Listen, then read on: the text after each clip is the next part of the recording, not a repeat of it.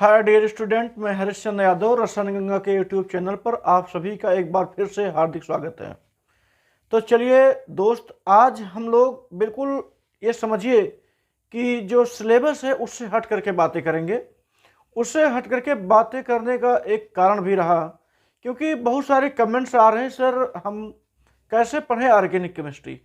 आता तो है समझ में, लेकिन उतना अच्छा नहीं समझ में आता जितना हम लोग सोचते हैं। जितना आप लोग बताते हैं आता तो है समझ में, लेकिन हम चाहते हैं कि और अच्छे से समझ में आए। इसके लिए क्या करें? तो आज इसी पर ये वीडियो बनने वाला है कि लिखा गया है हाउ वी लर्न केमिस्ट्री। हम केमिस्ट्री को कैसे सीखें। ये आगे क्वेश्चन मार्क है कि हम केमिस्ट्री को कैसे सीखें। तो कोई बात नहीं, हम सिखाएंगे आपको केमिस्ट्री। इतना प्रिय सब्जेक्ट, इतना शानदार सब्जेक्ट, हमें अपने जीवन में आगे बढ़ाने वाला सब्जेक्ट, सुबह सो करके उठने से लेकर के शाम तक सोने के लिए सभी पदार्थों को उपलब्ध कराने वाला सब्जेक्ट, वो है ऑर्गेनिक केमिस्ट्री। केमिस्ट्री में ऑर्गेनिक केमिस्ट्री हम जानते हैं, सुबह यदि उठने के बाद अगर आप मंजन भी करते हैं उसमें भी कहीं न कहीं केमिकल मिला होता है। उसके बाद आप चाय पी रहे हैं, वहाँ भी आप चीनी का प्रयोग करें, उसमें भी कार्बन होता है। सूत्र होता क्या? C12H22O11। ये हो गया। चाय पिए, उसके बाद आपने खाना भी खाया, कुछ देर बाद उसमें भी आपको मिल गया सोडियम क्लोराइड नमक, वहाँ भी कहीं न कहीं केमिस्ट्री विद्यमान है। उसके और आगे बढ़ गए, ज़्यादा खा लिए, हजम नहीं हो रहा है, तबीयत खराब हो गई, उसके लिए जाते हैं डॉक्टर के पास। डॉक्टर भी देता आपको दवा, और दवा संबंधित है केमिकल से। वहाँ आराम हो गया, फिर आप काम करने लगे, काम करते करते थक गए, थकने के बाद सोने का समय आ गया, सो नहीं पा रहे हैं, तो भी आप लेते हैं दवा, और दवा भी मिलती है आपको केमिस्ट्री से। यार, जब इतनी सारी चीज़ें केमिस्ट्री दे रही है तो उसको सीखने पढ़ने में दिक्कत क्या? हमने क्या कहा कि शुरू से सुबह से लेकर के शाम तक आपको जिधर भी नज़र डालोगे केमिस्ट्री ही है। मैं कहता हूँ कोई एक ऐसा क्षेत्र बता दीजिए जहाँ पर केमिस्ट्री ना मिलती हो। कोई भी क्षेत्र A to Z, हर जगह पर केमिस्ट्री उपस्थित है, चाहे जिस रूप में। उसके पदार्थ किसी न किसी रूप में उपस्थित हैं। मैं तो कहता हूँ पानी पीने गए आप, H2O, उसका फार्मूला ही है H2O। शरबत बना करके पी रहे हैं, उसमें भी आपने चीनी डाल दिया, नमक डाल दिया, हर जगह। तो कहने का मतलब है कि इतने महत्वपूर्ण सब्जेक्ट के बारे में बात हो रही है तो इसे आपको सीखना ही होगा। आप चाहे जिस क्लास में हो, चाहे जिस लेवल के हों, ये केमिस्ट्री आपको बहुत कुछ सिखा देती है। दुनिया का सबसे टॉप क्लास का सब्जेक्ट है केमिस्ट्री। तो इसलिए हमें इसे सीखना जरूरी है, जानना जरूरी है। तो आज इसी टॉपिक पर, आज इसी मुद्दे पर हम बात करेंगे। और ये वीडियो बहुत लंबा नहीं, बहुत शॉर्ट में इसे हम बनाएंगे। मतलब एक ही शूट में पूरी केमिस्ट्री खत्म हो जाएगी और आपको एक दिशा मिल जाएगा कि हम केमिस्ट्री पढ़ें कैसे, सीखें कैसे। जैसे अब हम मुद्दे पर आते हैं, ये तो सारी बात थी, एक भूमिका थी कि हम इसे पढ़ें क्यों, इसे जाने क्यों। तो जानने का यही सारा रीजन है। आपको कोई समस्या है, कोई तकलीफ है, कोई बीमारी है, तो दवा लेंगे। यदि दवा के स्थान पर कोई पदार्थ ला करके दे दे जो केमिस्ट्री से बिलोंग ही नहीं करता हो, तो कम से कम पढ़े रहेंगे, ये तो जानेंगे हाँ ये केमिकल्स है, ये मेडिसिन है, ये हमारे लिए उपयोगी है, ये हमारे लिए नहीं उपयोगी है। ये सारी चीज़ें आप जान सकते हैं। इसलिए आपको केमिस्ट्री को सीखना होगा। कोई दबाव नहीं है, स्वयं आप, बस केवल क्या है, एक मार्गदर्शन होना चाहिए। कोई आपको मार्गदर्शन दे दे तो आप केमिस्ट्री सीख जाएंगे। आज मैं वही करूँगा। आज कुछ भी नहीं पढ़ाऊँगा, निश्चित हम निकल लिया। आज हम कोई भी टॉपिक सिलेबस नहीं लेंगे, बस ये लेंगे कि हमें केमिस्ट्री कैसे पढ़ना है। ऑर्गेनिक केमिस्ट्री की बात करेंगे, हम इसको कैसे सीखें। तो कुछ मूलभूत उसके कह सकते हैं कंपोनेंट हैं जिनको जानना बहुत ज़रूरी है। जैसे पहली बात, आप कार्बन के बारे में जानिए, क्योंकि कार्बन से ही स्टार्ट होती है कार्बनिक केमिस्ट्री। कार्बन क्या है? कार्बन एक काला पदार्थ है, चलो मान ली काला पदार्थ है। कार्बन के और क्या क्या गुण जानते हैं? कार्बन की संयोजकता जानते हैं, किसकी संयोजकता 4 होती है। तो 4 होती है मतलब यही सब फैल करके कार्बन की 4 संयोजकताएं जुड़ जुड़ करके एक किसी बड़े कंपाउंड का निर्माण करेंगी, और वही बड़ा कंपाउंड ऑर्गेनिक कंपाउंड कहलाएगा। ये भी बात क्लियर है। जुड़ते क्यों हैं, कैसे जुड़ते हैं, नया कंपाउंड कैसे तैयार होता है, ये सब जानना बहुत जरूरी है। तो बस पहले आप ये समझिए, उसका स्केलेटन जान लीजिए, कैसे कैसे इसकी शुरुआत होती है। जैसे किसी भी कंपाउंड का यदि निर्माण होता है तो निश्चित है वो कहीं न कहीं से टूट करके आया होगा। अगर टूट करके आया होगा तो आपने देखा होगा टूटने की क्रिया भी 2 प्रकार की केमिस्ट्री में होती है। एक होती है समांगी, एक होती है विषमांगी, जिसको हम कहते हैं होमोलिटिक फिशन, और दूसरा होता है हेटेरोलिटिक फिशन। अच्छा, विदलन से पहले वो जुड़ा भी किसी तरीके से होगा। हो सकता है वह पदार्थ सहसंयोजी बंध से जुड़ा हो, वह पदार्थ इलेक्ट्रोकेमिकली बॉन्डिंग किया हो सकता है वह पदार्थ आपस में हाइड्रोजन बॉन्डिंग किया हो सकता है आपस में वह पदार्थ वांडरवाल बॉन्डिंग किया हो। किसी न किसी बल से, किसी न किसी बंध से वह परमाणु किसी दूसरे परमाणु से जुड़ करके किसी अणु अथवा यौगिक का निर्माण किया होता है, और उसके टूटने पर ही किसी नए यौगिक का निर्माण हो पाता है। इतना जान लीजिए आप, कार्बन के बारे में जानना बहुत जरूरी है। तो आज तो हम ना तो कार्बन के बारे में बताएंगे केवल और केवल, हमने कहा क्या, हम एक स्केलेटन बताएंगे। आप इस रास्ते पर चलेंगे तो केमिस्ट्री आपके लिए आसान हो जाएगी। आसान करने की हम आज बात केवल बताएंगे और कुछ नहीं। जैसे हमने कहा, आप कार्बन की वैलेंसी को भी ध्यान में रखिए, इसकी वैलेंसी 4 होती है। अब बात आती है कि कार्बन की नेगेटिविटी किसी अन्य की नेगेटिविटी से क्या मैच करती है, तो हमें इसको भी देखना होगा। उसके लिए आप पीरियोडिक टेबल अच्छे से पढ़े हैं। पीरियोडिक टेबल में देखा जाता है जिसकी नेगेटिविटी हाई होती है वो साझे के इलेक्ट्रॉन को अपनी ओर खींच लेता है, और जिसकी नेगेटिविटी कम होती है वो साझे के इलेक्ट्रॉन को किसी और की तरफ जाने के लिए, मतलब कह सकते हैं धक्का देता है, ऐसा समझ लीजिए, किसी और की तरफ जाने के लिए प्रोत्साहित कर देता है। तो वहाँ पर भी बांड का फिशन होता है, और जब फिशन होगा तो फिर नए अणु आकर के उससे जुड़ेंगे, नए परमाणु जुड़ेंगे, नए समूह जुड़ेंगे, और नए कंपाउंड का निर्माण होगा। ऐसे में आपको पढ़ना है फिशन, विदलन पढ़ना है, कैसे होता है विदलन, कैसे टूटते हैं, फिर उसके बाद कैसे बांड बनते हैं, ये भी जानना जरूरी होता है। उसके बाद ये भी जानना जरूरी होता है कि उस पर कौन कौन से कारक, कौन कौन से फैक्टर इफेक्ट डालने वाले होते हैं, किन किन प्रभावों से ये प्रभावित होता है, किन किन कंपोनेंटों से ये प्रभावित होता है। जैसे जब इसमें पढ़ेंगे आप 11th में कुछ चीज़ें दी गई थी, उसे भी ध्यान में रखेंगे। लेकिन आज हम ये मानते हैं कि हम कोई क्लास नहीं पढ़े हैं, शुरुआत कर रहे हैं ऑर्गेनिक केमिस्ट्री की। तो ऑर्गेनिक केमिस्ट्री की शुरुआत के लिए कार्बन को जानना अनिवार्य है। कार्बन के बाद फिर जानेंगे कार्बन से जुड़ने वाले जो समूह होते हैं, तत्व होते हैं, परमाणु होते हैं, समूह होते हैं। जैसे कार्बन है, कार्बन से कोई हाइड्रोजन जुड़ गया, कोई एल्काइल जुड़ गया, कोई हाइड्रोजन जुड़ गया, कोई एल्काइल जुड़ गया। अब ये देखना है इन दोनों के बीच में कैसी बॉन्डिंग है, इन दोनों के बीच में कैसी बॉन्डिंग है। अब देख रहे हैं ये हाइड्रोजन, ये कार्बन से जुड़ा हुआ, इसकी बॉन्डिंग एक जैसी होगी। लेकिन यहाँ पर ये एल्काइल जुड़ा हुआ है तो इसकी बॉन्डिंग कुछ और होगी। हाँ, ये तो निश्चित है, यह जो बॉन्डिंग है वो कोवैलेंट बॉन्डिंग है, लेकिन हाइड्रोजन की प्रॉपर्टी कुछ और है, इस एल्काइल की प्रॉपर्टी कुछ और है। तो प्रॉपर्टी भी जानना अनिवार्य होता है। और एक बात बता दें, ऑर्गेनिक केमिस्ट्री जो होता है एक अलजेब्रा मैथमेटिक्स जैसा होता है। जैसा हम क्यों कह रहे हैं, जैसे आप लिखते हो अलजेब्रा में, यानी कि बीजगणित में लिखते हैं, जैसे 4x y q z दे दिया गया, इस फॉर्म में दिया गया है। आप इसको इस फॉर्म में भी लिख सकते हो, x z y क्यूब, ये भी लिख सकते हैं। बिल्कुल सही है ये, इसमें कोई भी प्रॉब्लम नहीं है। यानी कि आगे पीछे कुछ भी आप लिख सकते हैं, लेकिन उसके अणुसूत्र में कोई परिवर्तन नहीं होना चाहिए। ये बातें हो गई।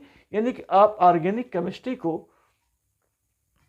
केमिस्ट्री को आप जो है अलजेब्रा टाइप में ले सकते हैं।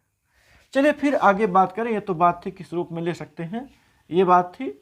उसके बाद ऑर्गेनिक केमिस्ट्री में निर्माण जब कंपाउंड का होता है, निर्माण कैसे होता है, तो उसके लिए निर्माण के लिए हमें क्रिया विधि पढ़नी होती है। क्रिया विधि को बोलते हैं मैकेनिज्म। जो इसे जान गया वो सब कुछ जान गया। यही जानना सबसे बड़ी बात है। और मैकेनिज्म जानने से पहले आपको टाइप ऑफ रिएक्शन जानना होगा। टाइप ऑफ रिएक्शन जब जान जाएंगे कि कितने प्रकार की अभिक्रियाएं होती हैं, जैसे हम बात करें, एक अभिक्रिया होती है प्रतिस्थापन, जरूरी है जानना। प्रतिस्थापन हो गया, योगात्मक अपक्रिया हो गया, विलोपन अपक्रिया हो गया, उसके बाद पुनर्विन्यास अपक्रिया हो गया। ये सारी अपक्रियाएं होती हैं। अब उसी में कुछ और भी अपक्रियाएं हैं, जैसे अपघटन अपक्रिया हो गया, और यहाँ पर अपक्रिया भी है। ये सब ऑक्सीकरण अपक्रिया हो गया। ऑक्सीकरण के बाद हो गया ये अपचयन अपक्रिया हो गया। तमाम सारी अपक्रियाएं हैं, प्रतिस्थापन, योगात्मक, विलोपन, पुनर्विन्यास, ऑक्सीकरण, अपचयन। सब में कुछ न कुछ मूल चीजें हैं, छिपी हुई हैं। सब में मूल चीजें ये छिपी हुई हैं कि ये जो अपक्रिया होती है, इसके दौरान किसी प्रोडक्ट का निर्माण होता है। मूल यही है, किसी न किसी प्रोडक्ट का निर्माण होता है। यानी जैसे ये एक होता है अभिकारक और दूसरा होता है अभिकर्मक। अभिकारक और अभिकर्मक, ये अभिकारक आधार के रूप में हो सकता है और अभिकर्मक इसके ऊपर अटैक करता है, और इतने दोनों भागों को मिला करके हम अभिकारी अणु भी कह सकते हैं। आधार को और अभिकर्मक को मिला करके हम अभिकारी अणु कह सकते हैं। इधर जब हम गिब्स आउट करेंगे तो इधर बनेगा उत्पाद। और जानिए, ये अगर दोनों मिल करके उत्पाद बनाते हैं, ऑर्गेनिक केमिस्ट्री में उत्पाद दो प्रकार के होते हैं, एक होता है माइनर, एक होता है मेजर। जैसे ये जब उत्पाद बनेगा, ये जा करके ये प्रोडक्ट लिखेंगे, प्रोडक्ट जो बनता है ये टू टाइप होता है, एक होता है माइनर, एक होता है मेजर। हमने मेजर लिख दिया, इसको मुख्य कह सकते हैं, जिसकी मात्रा अधिक होती है, ये लार्ज क्वांटिटी में बनता है। और दूसरा होता है माइनर, ये मुख्य नहीं होता है, इसको हम गौड़ कहते हैं। और ये जो होता है, इसकी मात्रा जो होती कम होती है, इसकी मात्रा कम होती है, लैक। तो जिसकी मात्रा कम होती है वे गौड़ होते हैं, माइनर होते हैं, और जिसकी मात्रा अधिक होती है उसे हम मेजर कहते हैं। तो हमें माइनर नहीं, हमें मेजर पढ़ना होता है। मेजर कंपाउंडों के ऊपर ध्यान देते हैं, माइनर का ध्यान नहीं देते हैं। जैसे हमने आपको इसके पहले वाली क्लास में एक नियम बताया था, मार्कोव-निकाफ का रूल, याद होगा आपको। रूल्स को भी ध्यान में रख करके हम चलते हैं। जब इन मतलब सारी बातों को ध्यान में रख कर, किसी के रूल को ध्यान में रख करके चलेंगे, और अपक्रिया ऊष्मा शोषी है कि ऊष्मा छेपी है, ये भी सारी चीज़ें आप जानेंगे। ऊष्मा शोषी, ऊष्मा छेपी का मतलब क्या होता है? ऊष्मा शोषी का मतलब जिसमें ऊष्मा का अवशोषण होता हो, उसको ऊष्मा दे सकें, अपक्रिया को ऊष्मा देने पर ऊष्मा अवशोषित होती हो और तब अपक्रिया संपन्न होती हो, तो वो अपक्रिया ऊष्मा शोषी होगी।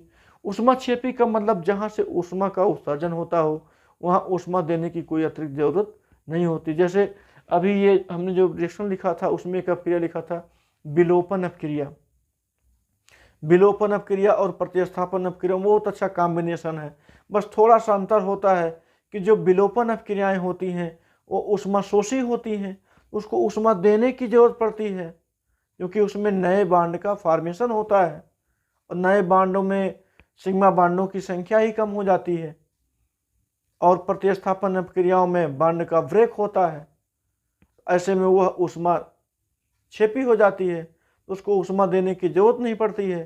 तो ये सारी बातें भी आपको ध्यान में रखनी होंगी, तब जा कर के ऑर्गेनिक केमिस्ट्री बिल्कुल आसान हो जाएगा। अब जैसे मेजर और माइनर हमने एक एग्जाम्पल बताया आपको मार्कोनी-काफ के नियमानुसार, उसको हम लिख करके बता दें क्योंकि ओरली बताया गया, और एग्जाम्पल्स देखते हैं यहाँ पर। ये था जैसे CH3 CH2 ना करके CH double bond CH2 plus HBr। यहाँ पर अगर हम कुछ नहीं रखते हैं, कुछ भी नहीं रखते हैं, तो ये माना जाएगा कि आप मार्कोनी-काफ के रूल का पालन करने वाले हैं। जो इसका नेगेटिव पार्ट है उस कार्बन से जुड़ता है जहाँ पर हाइड्रोजन की संख्या न्यूनतम होती है। हाँ, न्यूनतम मोती बनेगा, ये देखिए यहाँ पर ये बनेगा CH3 सिंगल बॉन्ड CH और Br सिंगल बॉन्ड CH3, ये कंपाउंड बनेगा। साथ साथ ये कंपाउंड भी बन सकता है CH3 CH2 और ये CH2 Br। देखिए कंपाउंड दोनों बने हैं, लेकिन अब हमें समझना है कौन सा कंपाउंड मेजर है, कौन सा कंपाउंड माइनर है। तो हमने बताया मार्कोनी-काफ के रूल के अनुसार यही मेजर कंपाउंड है और ये क्या है, माइनर है। इसकी मात्रा बहुत ही कम, अगर ये 14% बनता या 20% बनता तो 80% ऊपर वाला बन जाएगा जो मेजर प्रोडक्ट होता है। तो ये सारी बातें हो गई। उसके बाद एक बात और, इसको हम बता दें, ये रीढ़ की हड्डी है जो अब बताने जा रहे हैं। और रीढ़ की हड्डी, जिस शरीर में रीढ़ की हड्डी जो होती है, यही मेन स्तंभ होता है हमारा। यदि ये टूट गया तो शरीर का कोई मतलब नहीं रह गया। ऐसे ही एक रीढ़ की हड्डी जैसी एक बात हम बताने जा रहे हैं, उसे आप लोग जरूर ध्यान में रखेंगे और वही ऑर्गेनिक केमिस्ट्री को समझाने में पूरी तरह से मदद करेगा। वो क्या है? वो है आपका हाइड्रोकार्बन। वो है हम जिस पर बताना चाहते थे आपको, वो है हाइड्रोकार्बन। हाइड्रोकार्बन, हाइड्रोकार्बन में 3 भाग होते हैं। एक है एल्केन, दूसरा है एल्कीन, तीसरा है एल्काइन। एल्केन, एल्कीन और एल्काइन। आपको कभी भी इन तीनों को नहीं भूलना है, एल्केन, एल्कीन और एल्काइन को। और जितने भी कंपाउंड बने हुए हैं वो हाइड्रोकार्बन के एल्केन से बने हुए हैं। अधिकतर कंपाउंड हम ये मानते हैं हाइड्रोकार्बन में 2 भाग बनाया गया है। एक है ये ऑर्गेनिक कंपाउंडों में हाइड्रोकार्बन और एक है एरोमेटिक हाइड्रोकार्बन, जिसको आप कह सकते हैं बंद श्रृंखला के यौगिक। ये ओपन का है, ये भाग जो है ओपन का है। अगर हम क्लोज की बात करें, क्लोज में होता है एरोमेटिक हाइड्रोकार्बन। 2 भाग बनाया गया है। वैसे तो और भी हैं, इसको ओपन हुआ, क्लोज हुआ, क्लोज में साइक्लो हो गया, उन सब पे मत जाइए, इन दोनों पर जाइए। एक आप ओपन पर और एक क्लोज पर। क्लोज पर हम ले जाते हैं आपको एरोमेटिक पर और ओपन में ले जाते हैं केवल एल्केन पर, जो भी मौके पर आपके सिलेबस में चल रहा है। बाकी एल्कीन, एल्काइन, साइक्लो कंपाउंड में साइक्लो कंपाउंड भी है, उनको भी पढ़ना है। लेकिन अगर इन दोनों को आप समझ लेते हैं अच्छे से तो साइक्लो भी समझ में आ जाएगा और एलिफैटिक में जो एल्कीन और एल्काइन है, ये सारी बातें समझ में आ जाएंगी। ये नहीं कहना है कि एल्कीन और एल्काइन को आप नज़रअंदाज कर दीजिए, नहीं, इन सबको भी ध्यान में रखिए, लेकिन इन दोनों को मुख्य रूप से ध्यान में रखिए। क्योंकि जरा देखिए, जैसे हम बनाने वाले हैं, इनसे कितने कंपाउंड बनते हैं, उन कंपाउंडों को जानिए। जैसे अगर हम बात करें एल्केन की, एक साइड में हम एल्केन की बात कर लें, यहाँ पर एक साइड में हम बेंजीन की बात करें, जो ये एरोमेटिक था, एरोमेटिक को हम एरीन भी बोलते हैं। ध्यान दीजिएगा, एल्केन और एरीन इन्हीं के कंपाउंड हैं आपके सिलेबस में, जिन्हें बहुत ही क्लोजली पढ़ना है। जैसे एल्केन से ही बनता है एल्किल हैलाइड। एल्केन का फार्मूला हो गया RH। एल्केन से H निकलेगा तो X जुड़ेगा, RH बनेगा, एक चैप्टर तैयार हो गया। एरीन का फार्मूला होता है ARH, मतलब ये है आपका जो बेंजीन, इसी को बोलते हैं ARH।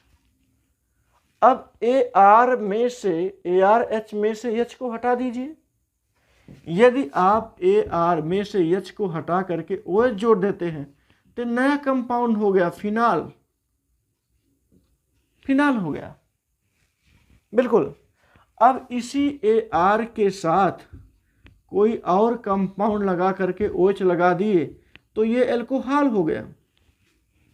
यहां पर भी यदि R के साथ OH आपने डार्ट लगा दिया तो ये एल्कोहल हो जाता है। इसी R के साथ COOH आपने लगा दिया तो ये कार्बोक्सिलिक एसिड हो जाता है। देख रहे हैं, केवल हमने H को हटाया, उसके स्थान पर COOH जोड़ दिया, और यहाँ पर भी AR के साथ COOH हमने कनेक्ट कर दिया तो यह भी कार्बोक्सिलिक एसिड है। बस अंतर क्या है, यह एरोमेटिक कार्बोक्सिलिक एसिड है और ये कार्बोक्सिलिक एसिड है। ऐसे ही R के साथ जब आपने NH2 जोड़ दिया तो एलिफेटिक एमीन हो गया, और यहाँ पर जब AR के साथ आपने NH2 जोड़ दिया तो एरोमेटिक एमीन हो गया। अब इसकी कह सकते हैं, इसको आसान कैसे बनाएंगे, जितनी प्रॉपर्टीज किसी एल्किल एमीन में पाई जाती है उतनी ही प्रॉपर्टीज एरोमेटिक एमीन में भी पाई जाती है, बस थोड़ा सा अंतर आता है।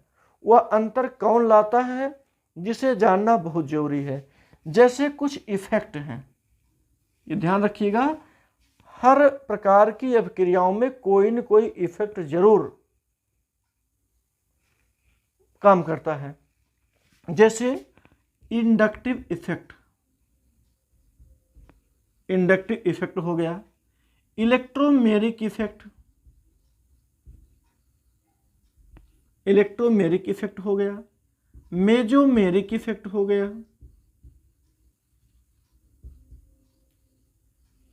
देखिए, हम इन सारी बातों को इसलिए बताते हैं क्योंकि जब कोई केमिकल रिएक्शन कराएंगे तो हम इन सभी का सहारा लेंगे, और आज का क्लास केवल यह समझाने के लिए है कि जब हम किसी अपक्रिया को करने के दौरान हम कभी इंडक्टिव इफेक्ट का नाम लेते हैं तो आप सोचते ये भैया नया कहाँ से आ गया।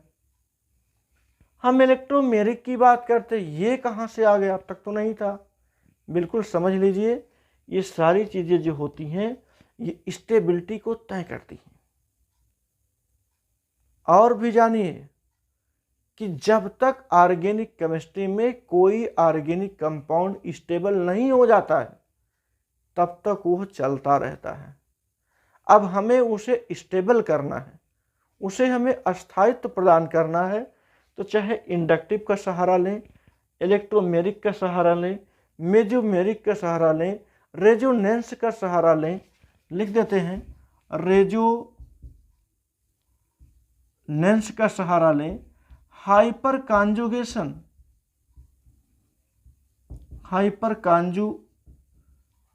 का सहारा लें, मतलब कोई भी जरूर सहारे में आएगा जिससे कंपाउंड अस्थाई होगा, और जब कंपाउंड अस्थाई हो जाएगा तब उसी को हम मेजर कंपाउंड बोलेंगे।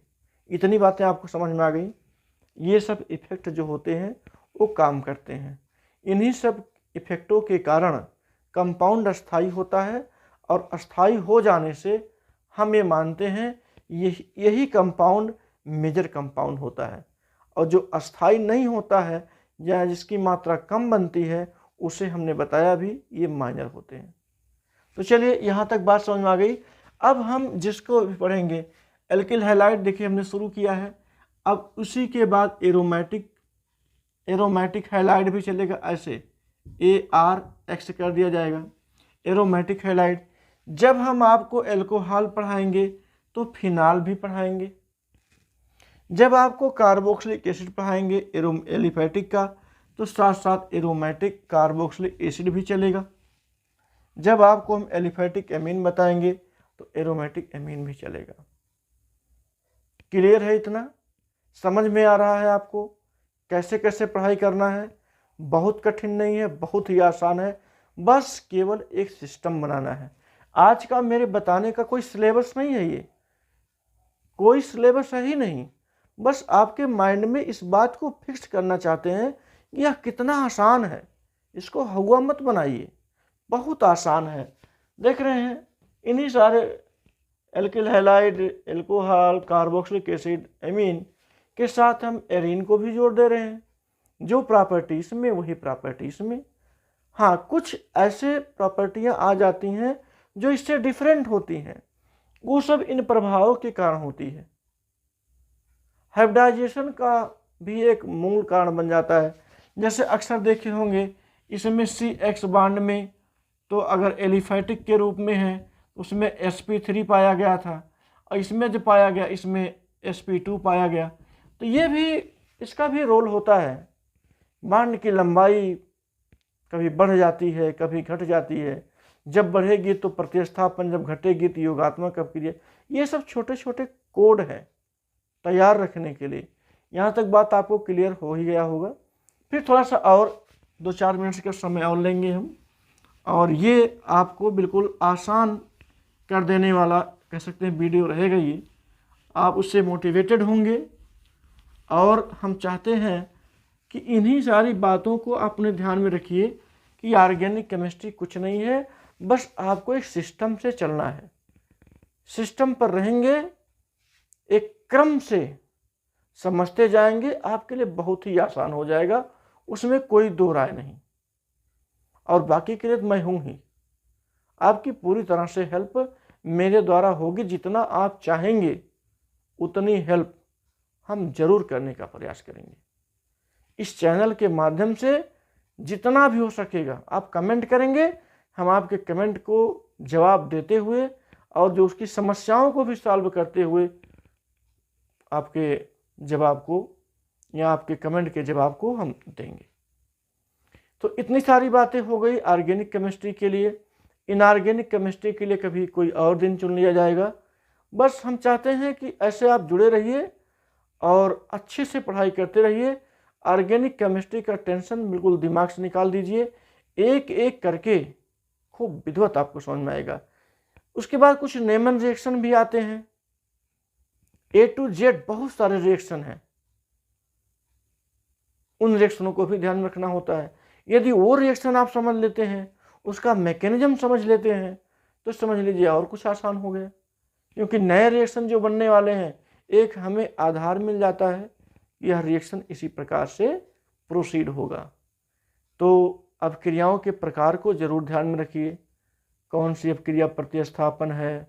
अब प्रतिस्थापन अभिक्रिया जब पढ़ेंगे, सब्स्टिट्यूशन रिएक्शन, तो उसमें भी तो 2 प्रकार के होते हैं। एक न्यूक्लियोफिलिक सब्स्टिट्यूशन होता है, एक इलेक्ट्रोफिलिक सब्स्टिट्यूशन होता है।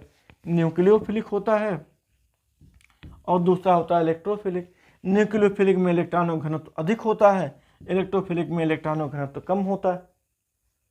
इलेक्ट्रॉनों घनत्व देखिए प्लस आ गया, ये इलेक्ट्रॉन इनको चाहिए, ये क्या है माइनस है, इनको प्लस चाहिए, ये हो गया। न्यूक्लियोफाइल, इलेक्ट्रोफाइल, इनको भी जानना जरूरी होता है। अब जब ये होता है सब्स्टिट्यूशन रिएक्शन, तो सब्स्टिट्यूशन रिएक्शन में ये भी होता है SN1, यहाँ देखिए ये होता नहीं है SN1, SN2, nucleophilic substitution reaction SN1, SN2। और आगे जब आप एरोमेटिक में पढ़ेंगे तो उसमें सब्स्टिट्यूशन इलेक्ट्रोफिलिक हो जाएगा, उसमें भी SE1, उसमें जाकर SE2, इलेक्ट्रोफिलिक सब्स्टिट्यूशन रिएक्शन।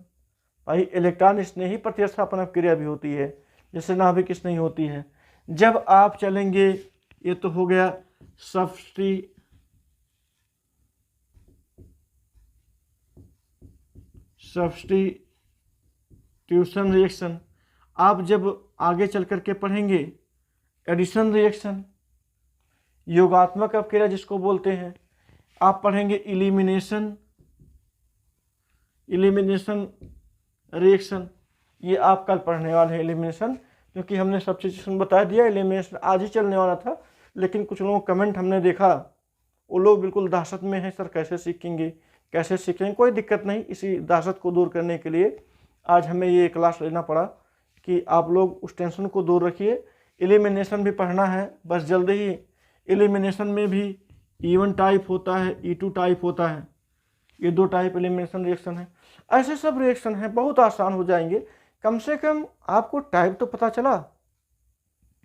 तो आज का जो क्लास रहा इसी पर बेस रहा कि हमें सीखना कैसे है।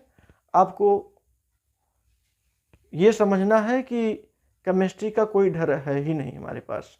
जब आप अपने मन से निकाल देंगे तो समस्या खत्म। और लास्ट में हम केवल एक ही बात कहना चाहेंगे, वो अपने मन में ये बैठा लीजिए कि केमिस्ट्री कुछ नहीं है, बस। और दूसरी बात, आप किसी भी टॉपिक की शुरुआत कीजिए तो सबसे पहला काम अपने माइंड को कंसंट्रेट करिए। कंसंट्रेट यदि कर लेते हैं तो कुछ भी आप हासिल कर सकते हैं। बस कंसंट्रेट योर माइंड एक अच्छे गोल के लिए, एक अच्छे परिणाम के लिए और एक अच्छे अचीवमेंट के लिए आप अपने दिमाग को कंसंट्रेट जरूर करिए। कंसंट्रेशन की स्थिति में रहेंगे तो कुछ भी आप आसानी से हासिल कर सकते हैं। इसमें सारे प्रश्न के उत्तर आपको स्वयं दिखाई देंगे यदि आप अपने आप को कंसंट्रेट फॉर्म में रखते हैं। तो आज का क्लास बस यहीं पर हम क्लोज करेंगे। और आज के क्लास के बाद जो नेक्स्ट डे का क्लास होगा उसमें आप एलिमिनेशन रिएक्शन सीखेंगे। क्या होता है एलिमिनेशन रिएक्शन, कितने प्रकार का होता है एलिमिनेशन रिएक्शन। तो आज का वीडियो बस यहीं पर क्लोज करते हैं। आप जरूर करके बताइएगा कमेंट कि आज का वीडियो कैसा रहा। क्या आपके अंदर कुछ ऊर्जा जगी, जो ऊर्जा आपके अंदर शून्य होकर के बैठी थी, क्या ऊर्जा वो एक्टिव हुई या नहीं हुई? बिल्कुल आप कमेंट करके बताइएगा। और हमें आशा है कि जो आपकी ऊर्जा डाउन हो रही थी, कम हो रही थी, आज इस वीडियो को आप देखेंगे तो ज़रूर आपकी ऊर्जा जो है ये कुछ ऊंचाइयों पर जाएगी। और ऊंचाइयों पर अगर चली गई तो हम इसको और ऊंचाइयों पर पहुंचाने का प्रयास करेंगे। तो ठीक दोस्तों, आज का वीडियो बस यहीं पर क्लोज किया जाता है। Thank you so much. आप लोग स्वस्थ रहिए, व्यस्त रहिए, मस्त रहिए और साथ साथ खूब अच्छे से पढ़ाई करिए। एक अच्छे परिणाम ला करके अपने माता पिता के सामने रखिए, उनके भी दिल को काफ़ी संतुष्टि मिले। ये आप लोग ही कर सकते हैं और उसमें जो मेरा योगदान होगा मैं ज़रूर करूँगा। तो बस आज यहीं पर वीडियो को वाइंड अप किया जाता है। So thank you so much. जय हिंद, जय भारत।